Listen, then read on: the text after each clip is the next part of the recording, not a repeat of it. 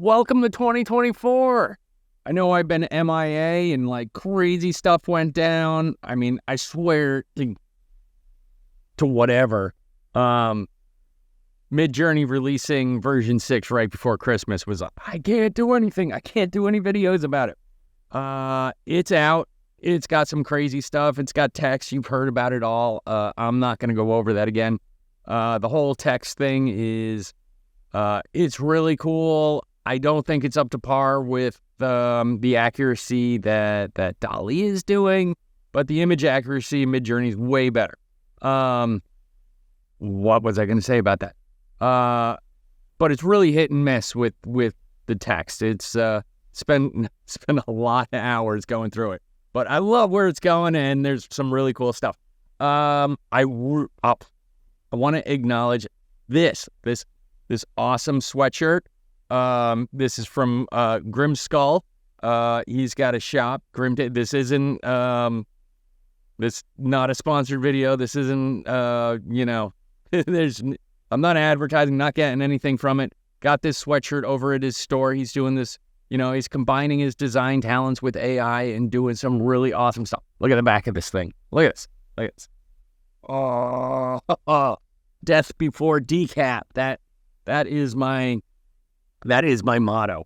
See, I got my coffee going, my new smart cup that keeps it nice and warm. But anyway, I'm going to put the link in description for his store. Go check out his stuff. Buy some of it. It's really cool. Support it. He's over on the Discord server too. A lot of super talented people that you get to interact with when you go over there.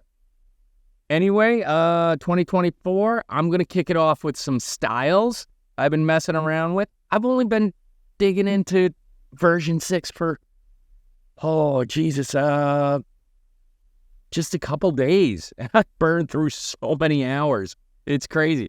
But anyway, let's look at some styles and stuff that I've pulled up that MidJourney is doing really well at, and I don't know. Let's get into it. All right, let's get into it. Oh, I almost clapped. Still a broken thumb. So, this first one that I want to talk about is the Imaginary Realism movement, and this, think of guys like James Gurney and Arthur Rackham. Like James Gurney, he did Dinotopia. So these are realism of it's basically fantasy realism. It's things that can't be, that haven't happened. The whole Dinotopia concept is a perfect example. It's dinosaurs ruling or having the civilization in kind of a human existence landscape. I don't know if I'm describing that, but think of that. I know you're understand that. So let's take a look at it. This is how MidJourney handles it, and one of the things is, so it's realism. This is where it gets tricky because it's realism, but it's also painting. So it's a real fine line. We can't quite have photograph, but we don't want it overly painterly either. It's got to have some real crisp details to it. So here we go. Here's a cheeseburger. And, this is interesting because the focal point is actually sharp, really realistic details. And then it gets really loose as it goes into the bokeh in the beyond. Very cool the way it handled that. Forest. This is painterly, but very realistic, I would say. A woman, being mobbed. She's been mobbed by butterflies. They're coming in hard. But, this can't really happen. But so here's our fantasy element that imaginary realism, imaginative realism, not imaginary realism, really takes hold of. A house. I mean, this could exist, but, it's also fantastical. And I love that it's overgrown, and we're still seeing those kind of noise patterns in foliage and stuff, but I guess we're going to live with it for a while. I thought this one was cool. This is a bit more painterly. His face is, definitely in the realism, but I love that cigarette. Just that long. Has anyone seen The Shining? Come on. Everyone knows what I'm talking about in The Shining. Shelley Duvall and her cigarette. That thing should have got top billing. A motorcycle. Look at this. So, I mean, you kind of look back, you squint your eyes. That's a photo. No, you look in close and there's brush strokes and it's absolutely painterly. It could exist, but this is the style of that. And motorcycles do exist. Where'd I go? An octopus. Again, you can see the painterly in the background and then a hyper realistic octopus in the foreground. Very cool. And tree. That I love that. I think the lighting, the bounce lighting, it's still got a little bit of a flatness to it because it's flat in color space, because the blacks are raised a little bit. So it gives that illustrative touch to it, but it's also really realistic. Like, I mean, the radiosity and then the bounce light and, bounce coloring. It is pretty cool. I think I really like that. It's interesting. I can't really tell like what the angle of this tree, because it's so bent and gnarled, and then you kind of have this texture going upwards on the left. Like, I feel like I'm all twisted upside down. Very cool job.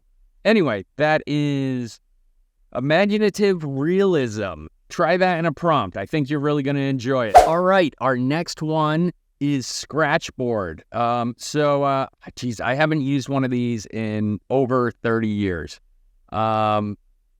Basically what it is you have this kind of this layer of black that's over white, and you start to scratch away with tools, and it reveals white as you're going. What you'll find with Scratchboard, and I remember it's almost like I want to say clay-like. It's more synthetic than that. The black covering, but it's very interesting. You get a really graphical look. I mean, I was using this back in the 80s. The interesting thing about Scratchboard is you typically get a negative-looking image, and the reason that is you're scratching away to white, and a lot of times it's just hard to.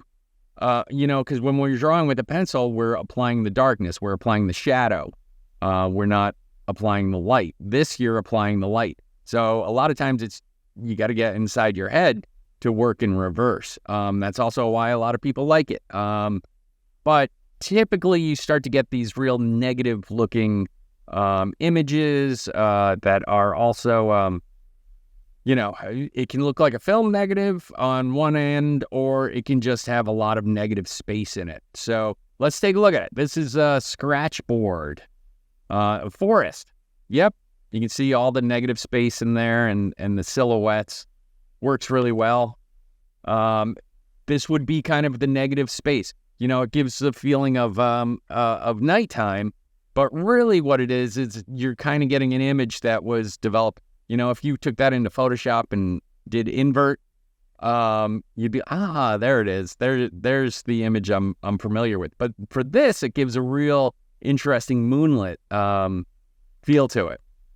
And here's a man. You can absolutely very cool. You can see it's like drawing with white. Is motorcycle. There we go. And there's all kinds of, I've seen guys get really detailed. Like, it doesn't have to be like completely on or off. Like, you can get some gradation in there and some pretty cool stuff. And the real masters of it work well. This almost looks like there was a stippling done in it. And the octopus.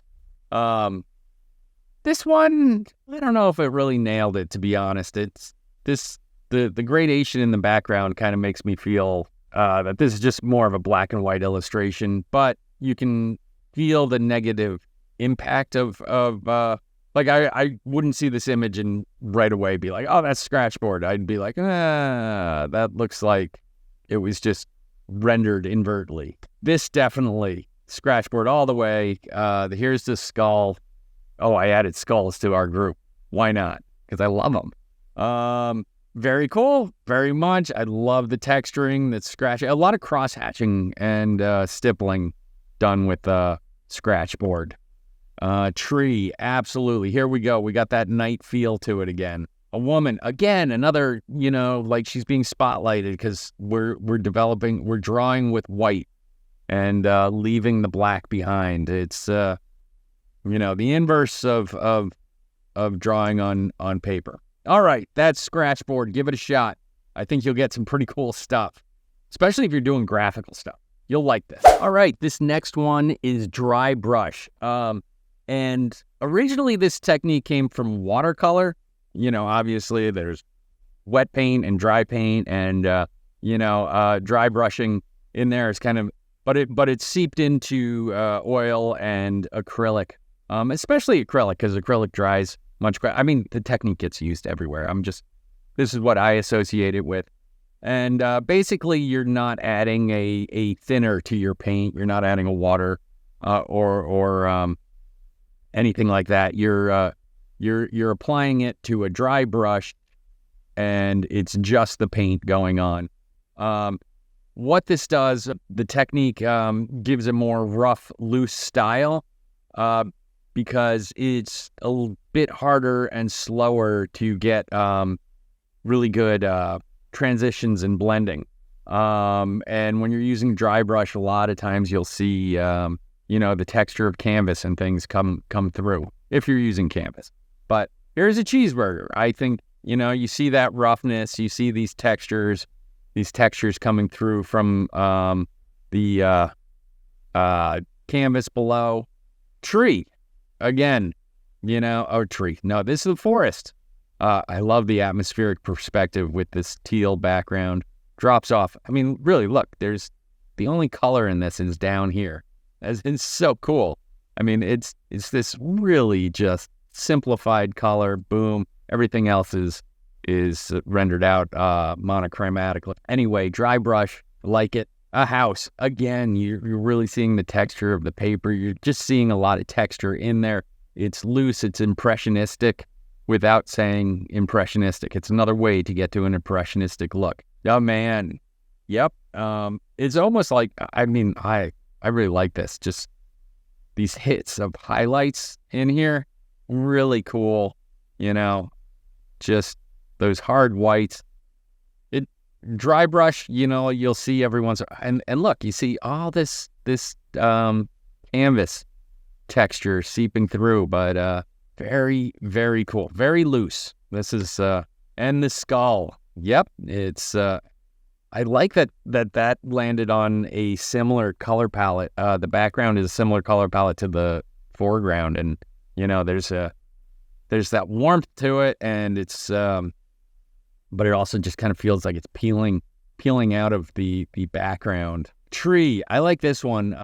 Sometimes what dry brush is put over a wet brush, and it kind of gives can give it an effect. I think the underlying high contrast layer is still supposed to be dry brushed, but you can see these dry brush light whites over it that are either giving the feel of sun rays through fog or the feel of movement and wind. I'm not sure what the determination is, because we do feel movement in the shape, the lines of action of the tree, but very cool.